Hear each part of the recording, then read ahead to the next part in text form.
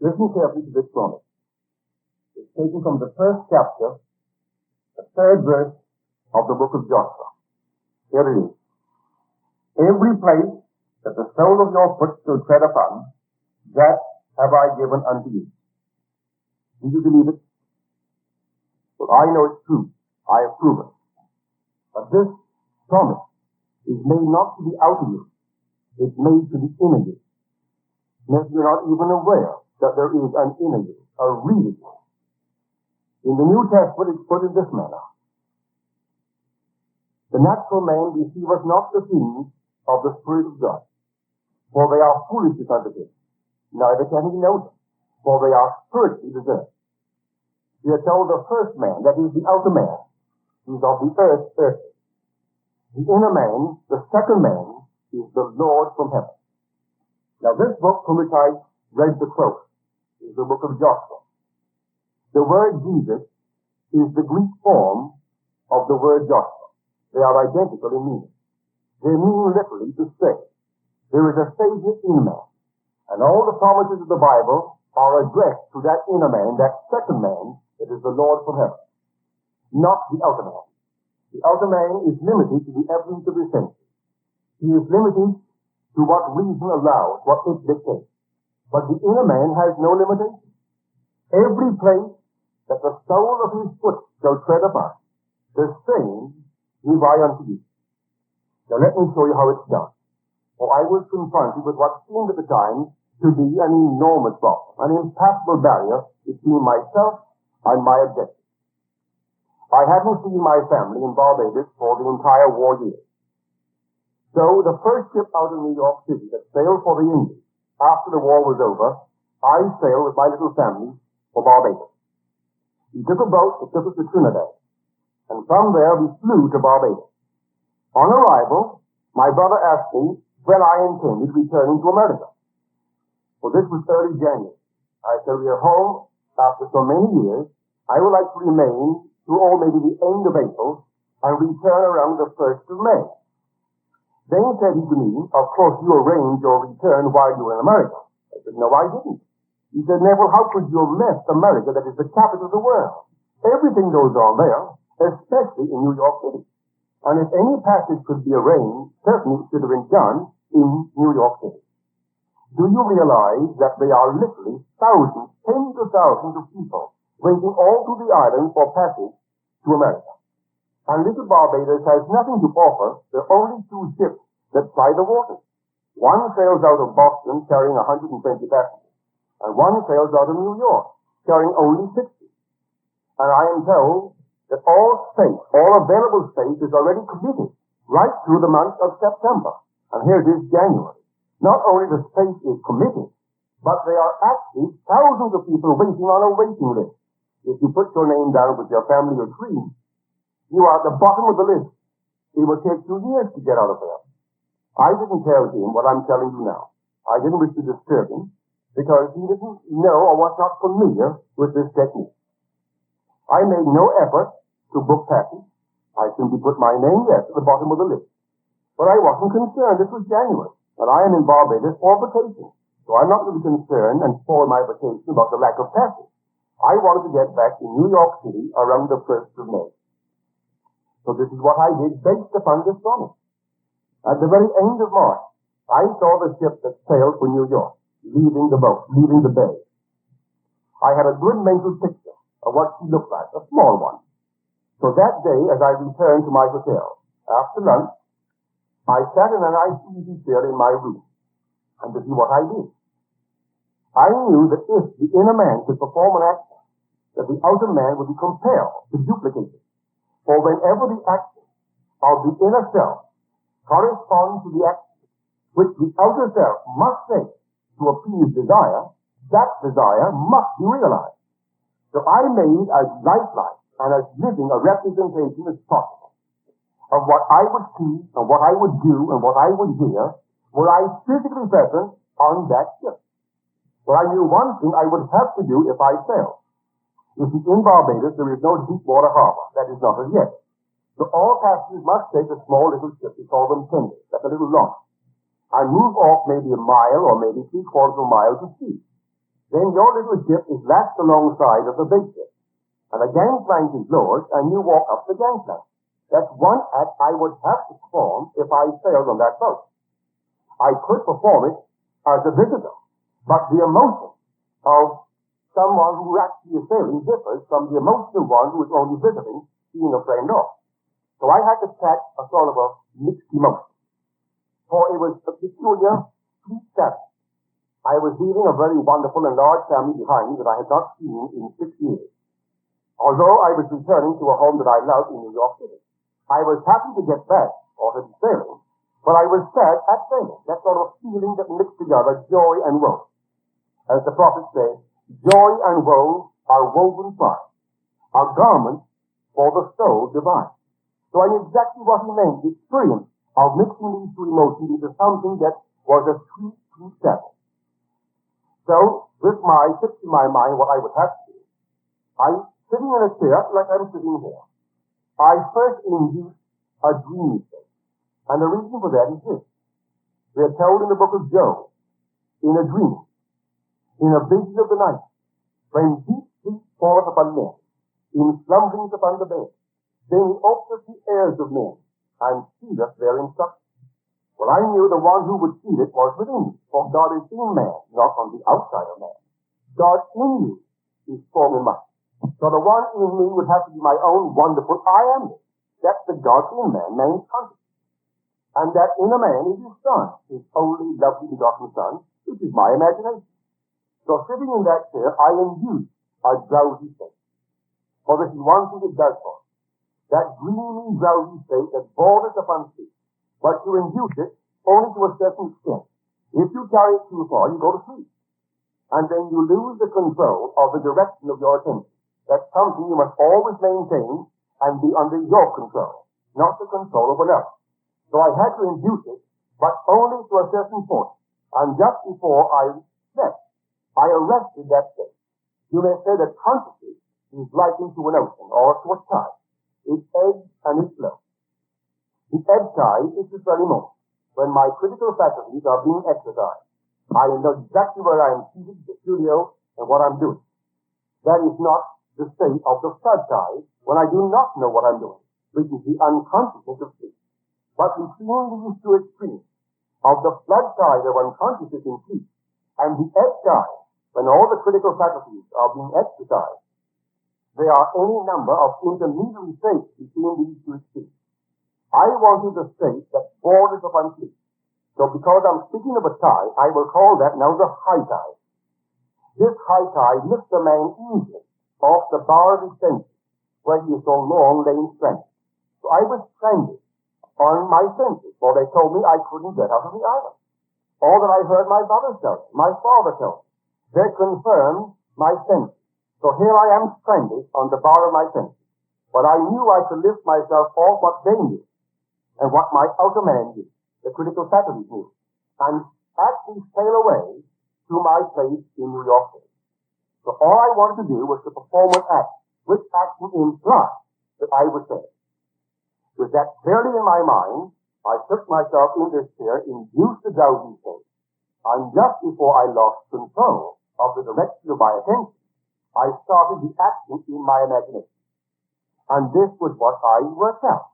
I felt that if I walked up the gangplank, and it seemed to me real, and then on the top of that ship, holding the rail, I could look back at the little town of Bridgetown, and have that feeling of sadness, and yet a sweet sadness, because I was happy that I was there. So I assumed I stepped off onto the gangplank, and then step after step right up the entire gangplank, making it as natural and as real as I possibly could. I gave every step all the solidity that I could muster, all the sensory vividness that I could actually bring to play upon that action. When I got to the top of the imaginary stairway, which is the gangplank, I became aware that I had wandered from my task, for I had set myself a task to walk up the gangplank and only the gangplank. Then I found myself completely gone. I was not on a ship. When I became aware that I had simply floated away from my objective, I brought myself back to the very first step on that gangplank. And there I went over and over again. I did it over and over and over until that action took on the tones of reality.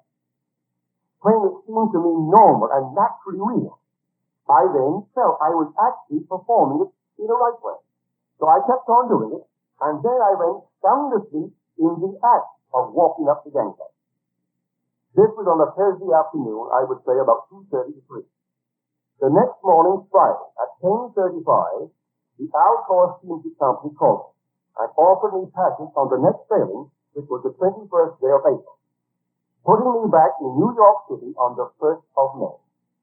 And so I know from my own personal experience that this thing is true, that every place that the sole of your foot shall tread upon, the same give I unto you.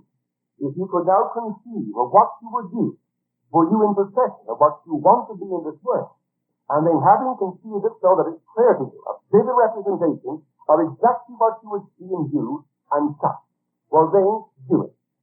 Do it over and over until it seems to you real. And while you are doing it, in that dreamy, drowsy state, allow yourself to slip into the deep of sleep in the act of doing it. When you wake the next day or 5 minutes later, in my case, I woke maybe half an hour later, I was inwardly rehearsed in what would take place. All the people who played their parts, the steamship agent and all the people who did it on the ship, they were bystanders in my scene. I made my scene so real, and because of their physical presence, they became related to my scene. And because they related to it, they were drawn into my drama and had to play their part. I didn't think of the captain's name or the steward's name or any person on the ship who might be sailing as a passenger. I didn't concern myself with how it would happen. I knew it would have to happen. And in less than 24 hours, I had confirmation of my passage as I saw it, as an outer man seeking and couldn't find. But the inner man can find it. This is based upon this simple principle, that whenever the action of the inner man corresponds to the action which the outer man must say to, I would say, realize his being or to appease his hunger, that must be done in the outer world. I know. So when I returned to New York City, I told my experience to my audiences at Town Hall. A man present said to himself, he didn't say to me, he said to himself, I'm going to disprove this principle. I'm going to do it tonight. And this is what he did. He hadn't climbed the ladder in years. There was no occasion for it.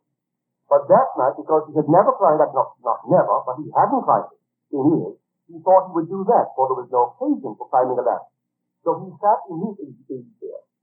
And he took this imaginary ladder and up he climbed the ladder. He did it over and over, climbing the ladder, until he went sound asleep in the act of climbing up a ladder. 4 days later, he visited a friend he hadn't seen in years. And she asked him, as a gentleman, if he would mind climbing a ladder and rearranging a picture beyond her reach. He didn't realize what actually took place until he was on the very top of the ladder. And he told me after. When it dawned upon him that he had proven the principle, he became so emotional he almost fell off. Now don't you try to disprove it. Don't climb a little ladder in the hope to disprove it. You won't disprove it. Rather, put yourself into some big, noble state. Be a wonderful man, a wonderful woman, whoever you are, dream nobly. Construct a little drama which implies the fulfillment of your dream, and then do it over and over and over and make it natural. And I promise you, wherever the sole of your foot shall tread, the same give I unto you out. Now, after a moment from my sponsor, I'll be back with an incident by far the most interesting case history I could tell you this day. As I've told you, these promises are made to the outer man, not in something that he himself must do. He doesn't do it, he hears it outside, but he must tell it to the inner man, and the inner man must do it. I told this story you've just heard in San Francisco. A blind girl was in my audience, and she was faced with this problem. Although blind, he was earning a wonderful, wonderful income, and of all things, a title. But they had recently changed the routing of the buses, and she found herself spending 2.5 hours one way on 3 buses. For being blind, I tell you now, when you say blind, her eyes are removed. They are little plastic eyes when you look into her eyes. Surgery removed them years and years ago. So, in her predicament, getting off one bus, she must wait and hope that someone is passing by, seeing her limitation, and help her across the street. So she cocked herself, and after 2 weeks, she could not make it in less than 2.5 hours. And in previous days, when she had only one bus to take, she made it in 15 minutes. So that night, this is what she did. She sat in her living room, and she first of all investigated what it would cost by taxi. That was completely out of the question. She thought in terms of giving up her apartment, but she had a long lease on it. Or all the things that she thought of rashly, she couldn't put into effect. She came to the conclusion that going from her place to the place of work in a car was the only solution. She couldn't afford a chauffeur, and she couldn't buy, for she was blind. But a car seemed to her the only solution. So this is what she did. Sitting in her living room in a nice easy chair, she assumed that she was seated on the front seat of a car. She felt that the person next door was a man. She could always feel his sleeve. Then she felt the rhythm of the car. Then she could smell the gasoline. Then she felt the car move. She felt it stop against what she thought to be a red light. Then she felt the car move on. She finally came to the end of her imaginary journey. She turned to her companion and said, "Thank you very much, sir." To which he replied, "The pleasure is all mine." She got out of that car, and then she imagined she heard the car click as she slammed in her imagination the door of the car. And then she walked up the plank, leading to her office. The next night, she did it all over again. She did it until it seemed to her she was actually on a car.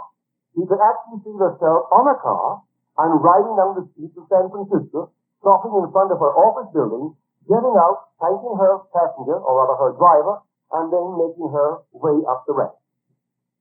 The second night, right after she had done it, and given it the tones of reality, her companion read the evening paper. And there in the evening paper was the picture of a man who was interested in blind people. Having read the article, she thought she would call him. They looked his name up in the telephone directory and found his name and called him. He said if he was interested in the blind, as said in the paper, for this was no time or place to call him. If she would write him a long, detailed letter of the nature of her problem, he would take it under consideration. She sat down and wrote him a letter and explained her problem, simply a problem of transportation. Next day, when he got the letter, he simply read it and put it in his pocket. On his way home, he stopped in at a place where he stopped every day before returning to his home. And that happened to be a bar. So he stopped in at a bar. He knew the proprietor and had his little martini, whatever he had. And while he was there, he was prompted to tell the blind girl's story. Having told the story, a total stranger, between the two of them, because the other one was a salesman for some liquor house, he overheard the story. And he said, "Well, I make a good living, I employ dozens under me, and I do nothing for this community. Here was a girl who not only is taking herself off the backs of taxpayers, but in her letter she states that she is training 9 other blind people to earn their own living. Here this girl, who should be supported by the taxpayers, earns her own living, and she's taught 10 others, rather 9 others, to earn their living. And I, who earn a wonderful living, I do nothing for the community. I will drive that girl to work." The man who received the letter said, "If you, a total stranger, will drive her to work, I who am interested in the blind and make it my job, I will then take her home." And that was a bargain. Now that's almost 3 years ago. I saw that girl just about 6 months ago. And she told me that it is not fair 1 day or a 5-day week. 5 days a week, these gentlemen pick her up and take her to her work and take her from work home. And here's the strange part. The very first morning that she drove with one of these men, she turned to him as she got out of the car, and she said, "Thank you very much, sir." To which he replied, "The pleasure is all mine." The identical words that she in her imagination had used to make the thing seem natural were used the very first day. Now twice she did it. On the third day she was being driven to work. I say to you, if she can do it, and if the speaker can do it, you can do it. I have done it a number of times, and I teach others to do it. It's a simple technique. You must learn to believe in the inner man and the reality of what is to you at the moment an invisible presence. This invisible world is not really unreal. It's the most real world imaginable. And the inner man relating to it is a far more real being than the outer personality that you came to and think so much in this world. Christ. These things will never fail. Whenever the action of the inner you corresponds to the action which the outer you must take to appease your desire, that desire will be realized. For this whole wonderful world of ours is nothing more than the appeasement of hunger. That's why you built it. We made it to satisfy our longing. You have some intense longing, some wonderful hunger in this world. It may be for a job. It may be an increase of income. It may be some wonderful harmonious relationship in a home that is now strained. No matter what it is, construct a little action. This action implies that your dream has been realized. Then take that action and inwardly do it over and over and over until it takes on the tone to reality. When to you it seems natural, then you may sleep. But I do believe in that sleeping during the action. In some strange way, it seems to hasten the interval between the doing and the realization of it. Of course, you don't have to sleep. But I have found from experience that if I can fall asleep while I'm performing the action which implies the fulfillment of my dream, that I quickly collapse the time. In Little Barbados, it took me less than 1 day to have passage on the ship, although the ship was not sailing for another 21 days. Still, I knew I was going to sail on that ship. I had tangible proof. I had the passage in my possession. This girl took really 2 days. Although she was driven on the third day, she really only did it 2 nights. 2 nights sitting in a living room, she assumed she was on a car. She could smell the gasoline. She took all of her senses and hallucinated them. You can hallucinate sight, smell, touch. I can take my hand now, place on this book, and assume that I am pondering something that is not here to be seen by anyone, and so lose myself in it. That to me it seems natural. If I do it until it seems natural and sleep while I'm doing, do you know it will become my possession? That's how everyone should live, and really eventually live in this world. So instead of going out and simply getting things that are not yours, or I would say, killing in order to survive, you don't kill to survive in this technique. You die in order to live. You let go of the things that you've kept alive, just drop them, and you simply inwardly seal yourself into another state, and sealing yourself right into the situation of your fulfilled desire, you sleep in that state. And so you'll know the wisdom of the word. In a dream, in a vision of the night, when deep sleep falls upon men, in slumberings upon the bed, then he opens the ears of men, and sealeth their instruction. We are refreshed this night in the part we're going to play when we open our eyes on this outer world. And all that we will do under compulsion. For this inner motion is the force by which the outer event is brought to pass. If you know it, then don't just know it, do it. For if you do it, I promise you, you will get the result. But you must apply. Application is important. Everyone in this world must learn to live by their imagination. And only as you live by imagination can we truly be said to live at all. Now here, in this book of mine, Awakened Imagination, you will find that case history of the blind girl. Read it and apply it and become the man, the woman that you want to be. You can be anything in this world that you want to be. If you know these wonderful promises, accept them and then test them. You're invited to test them. Come prove me now and see if I will not open the windows of heaven and pour you out a blessing so great. There is not room on earth to receive it. You can conceive of the impossible state, impossible to the inner man. All things are possible to the inner man. Now I'll be back in just a moment with just a thought for today.